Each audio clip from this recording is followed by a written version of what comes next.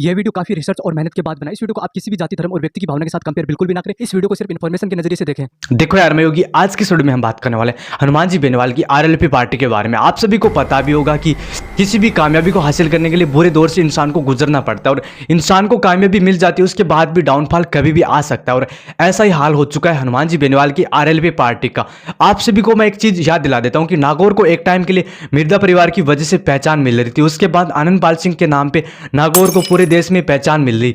उसके बाद जब 24 जून 2017 को आनंद पाल सिंह की डेथ हो जाती है, उसके बाद एक अलग इंसान ने नागौर को वर्ल्ड में, भारत में एक अलग पहचान दिलाई, वो है हनुमान जी बेनीवाल।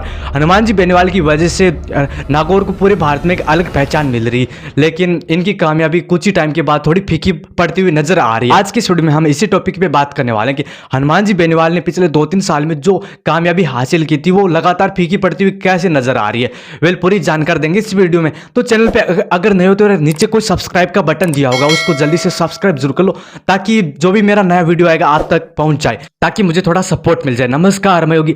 आज की वीडियो में हम बात करें हनुमान जी बेनीवाल के डाउनफॉल के बारे में।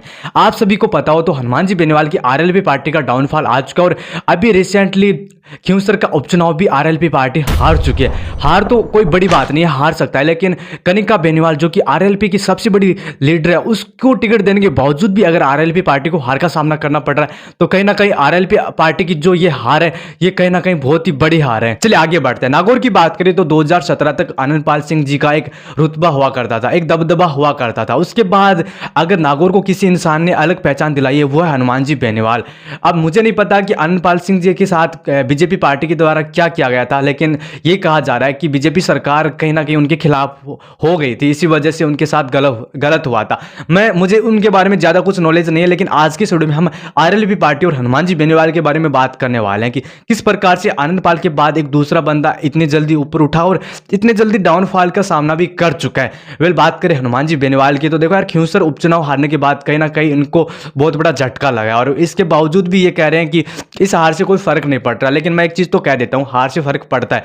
अब कहने को कुछ भी कह सकते हैं, लेकिन हार से हर किसी को फर्क पड़ता है। और हार से एक बात तो है कि हम कुछ अपडेट भी कर सकते हैं, बहुत कुछ सीखने को भी मिलता है। तो अगर अहंकार कम करना है तो हार भी जरूरी है, और हार से कुछ फर्क नहीं पड़ता ये तो मैं एकदम से गलत बताता हूं, क्योंकि हार से बहुत कुछ फर्क पड़ता है और इंसान हार से ही सब कुछ जीतने की जो कीमत होती है वो सब कुछ हार से ही सीख के आता है। चलिए आगे बढ़ते हैं। आप सभी के दिमाग में एक सवाल जरूर चल रहा होगा कि राजस्थान में आरएलपी पार्टी का डाउनफॉल कैसे आ गया, इसकी वजह क्या है। तो आप सभी को मैं जानकारी के लिए बता देता हूं। 3 दिसंबर को राजस्थान में 2 बड़े राजनेताओं का जन्मदिन था। एक आजाद समाज पार्टी के चंद्रशेखर आजाद का, दूसरा हमारे रविंद्र सिंह भाटी जो कि किसी पार्टी के गुलाम नहीं है, इसके बावजूद भी वो राजस्थान में एक अलग पहचान बना चुके हैं और अलग दबदबा बना चुके हैं। 3 दिसंबर को चंद्रशेखर आजाद का बर्थडे था। अच्छी बात है, कोई राजनेता हो उसके साथ अपने विचार मिल रहे हैं तो उनके साथ विचार मिलने भी चाहिए, और अपने विचार मिल रहे तो संघर्ष में भी साथ मिलकर चलना चाहिए। तो हनुमान जी बेनीवाल फेसबुक पे पोस्ट करते हैं, आजाद समाज पार्टी के अध्यक्ष, उत्तर प्रदेश के नगीना लोकसभा क्षेत्र के सांसद व मेरे प्रिय मित्र श्री चंद्रशेखर आजाद को जन्मदिन की बधाई व शुभकामनाएं। तो मुझे ये चीज़ देख के अच्छा लगा, क्योंकि यार जो बंदा यहाँ तक पहुँचा है वो कहीं ना कहीं कुछ हासिल करके आया, उसके साथ लोगों का सपोर्ट है तभी जाके यहाँ तक की कामयाबी हासिल की है। तो अच्छी बात है। लेकिन यार मुझे अच्छा ये नहीं लगा कि यार रविंद्र सिंह भाटी का भी बर्थडे था उस दिन, और ऐसा नहीं है कि इनको पता नहीं है और वो किसी पार्टी का गुलाम नहीं है। तो अगर बर्थडे विश करें तो कहीं ना कहीं मुझे ऐसा लग रहा है कि नुकसान तो बिल्कुल भी नहीं होने वाला। और वो ऐसा भी नहीं है कि यार कांग्रेस बीजेपी का है तो अगर हम पोस्ट करें तो हम उनके बीजेपी कांग्रेस से हमारे विचार नहीं मिलते तो हम पोस्ट कर नहीं सकते या फिर उनको विश नहीं कर सकते। तो मुझे ये चीज़ बहुत ही हर्ट करने वाली लगी और गलत भी लगी।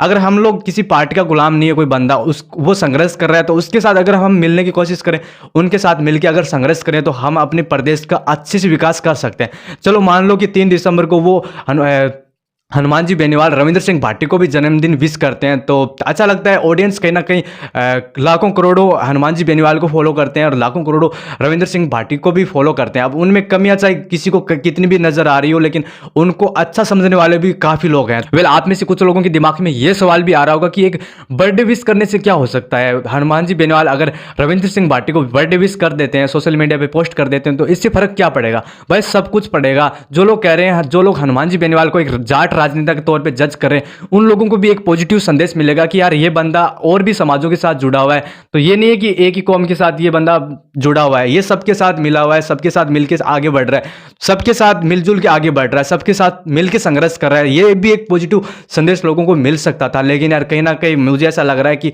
अगर रविंद्र सिंह भाटी को ये अगर अपने साथ मिला के चलते हैं तो हो सकता है कि आने वाले टाइम में आरएलपी पार्टी के साथ रविंद्र सिंह भाटी भी हम सभी को नजर आए। और जब तक रविंद्र सिंह भाटी जैसे राजनेता जो राजस्थान के युवा नेता हैं वो आरएलपी पार्टी में नहीं आएंगे तब तक आरएलपी पार्टी उठ नहीं सकती। एक बंदा चाहे कितना भी मजबूत कहीं कितना भी क्यों ना हो जाए वो अकेला अपने दम पे कुछ भी नहीं कर सकता, उनको सपोर्ट चाहिए। वेल मेरा तो यही मानना है कि रविंद्र सिंह भाटी जैसे युवा नेताओं के साथ अगर हनुमान जी बेनीवाल आज ही मिलकर आगे बढ़ना संघर्ष करना शुरू कर दें तो आने वाले टाइम में आरएलपी पार्टी अपना कमबैक जरूर कर लेगी। अगर यार मिलके कहीं पे भी किसी अच्छे राजनेता के साथ मिलजुल के नहीं रहेंगे तो मैं लिख के देता हूं कि आरएलपी पार्टी हो या फिर कांग्रेस हो या फिर बीजेपी हो, कोई भी कितनी भी बड़ी पार्टी क्यों ना हो उसका डाउनफॉल ही रहेगा, वो कमबैक कभी कर ही नहीं पाएगी। और जब वो अच्छे बंदों के साथ मिलकर आगे बढ़ेगी तो उसका डाउनफॉल कभी आ ही नहीं सकता। अब बात करते हैं कि आरएलपी पार्टी हनुमान जी बेनीवाल का आरएलपी पार्टी का इतना डाउनफॉल कैसे आ गया। तो आप सभी को मैं एक चीज बता देता हूं।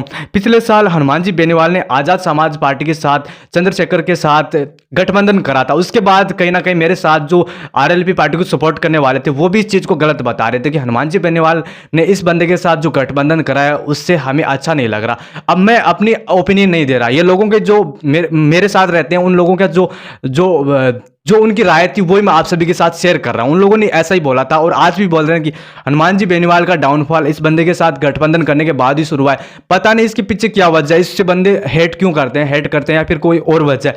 लेकिन कहीं ना कहीं मुझे ऐसा बताया जाता है, लोग ऐसा कह रहे हैं कि हनुमान जी बेनीवाल ने जब आजाद समाज पार्टी के साथ गठबंधन करा था उसके बाद ही उनका डाउनफॉल शुरू हुआ है। लोग उनसे दूर हटते नजर आ रहे हैं। खैर आगे बढ़ते हैं। मैंने आरएलपी पार्टी के डाउनफॉल की जो भी वजह बताई, इस चीज से अगर आप अभी भी एग्री नहीं करें तो आप सभी को मैं एक और चीज दिखा देता हूं। कल हनुमान जी बेनीवाल ने जो पोस्ट शेयर करी थी उस पर एक बंदे ने कमेंट करा था कि हनुमान जी बेनीवाल की लंका विधानसभा में इसी बंदे ने डुबोई है। और इस प्रकार से और भी बहुत सारे नेगेटिव कॉमेंट आए हुए थे इस बंदे को लेके। तो कहीं ना कहीं लोग भी ऐसा कह रहे हैं कि यार डाउनफॉल इस बंदे के साथ जो गठबंधन करा था उसके बाद ही गठबंधन के बाद ही ये डाउनफॉल आया है। आरएलपी पार्टी इसके बाद धीरे धीरे गिरती हुई नजर आ रही है, थोड़ा फीका नजर आ रही है। वेल आपको इस चीज से कितना मतलब क्या लग रहा है, क्या सच में ऐसा हो सकता है? क्या आरएलपी पार्टी को कुछ रविंद्र सिंह भाटी जैसे लोगों के साथ गठबंधन करना चाहिए, उन लोगों को अपनी पार्टी में शामिल करना चाहिए, उनके साथ मिलकर संघर्ष करना चाहिए? वेल आप सभी को भी पता होगा कि हनुमान जी बेनीवाल की आरएलपी पार्टी को रविंद्र सिंह भाटी जैसे अपने प्रदेश के नौजवानों की बहुत जरूरत है। और जब तक इस प्रकार के नौजवान आरएलपी पार्टी में शामिल नहीं हो जाते तब तक आरएलपी पार्टी उतना उस लेवल तक नहीं पहुंच सकती जितना कि इसको पहुंचना है। और इसका जो टारगेट है, आरएलपी पार्टी गरीब किसान और जवान के लिए बहुत संघर्ष कर रही है और कहीं ना कहीं उनको इंसाफ दिलाने और उनके संघर्ष को आगे बढ़ाने के लिए हनुमान जी बेनीवाल को रविंद्र सिंह भाटी जैसे नौजवानों को अपनी पार्टी में जरूर शामिल करना चाहिए और उन लोगों के साथ मिलकर आगे बढ़ना चाहिए। खैर आगे बढ़ते हैं। मैं आप सभी को एक चीज कंफर्म कर देता हूं कि मेरा इरादा किसी जाति, धर्म, व्यक्ति या फिर किसी पार्टी को लेकर उनको नीचा दिखाना, उनकी बेइज्जती करना या फिर उनमें कमी निकालना मेरा इरादा बिल्कुल भी नहीं है। मैं तो बस इतना बता रहा हूं कि मैंने मुझे जो सही लगता है वो मैं अपनी ओपिनियन आप सभी के साथ शेयर कर रहा हूं। हो सकता है कि आप में से काफी लोगों को ये सही भी ना लगे और काफी ऐसे भी लोग हैं जो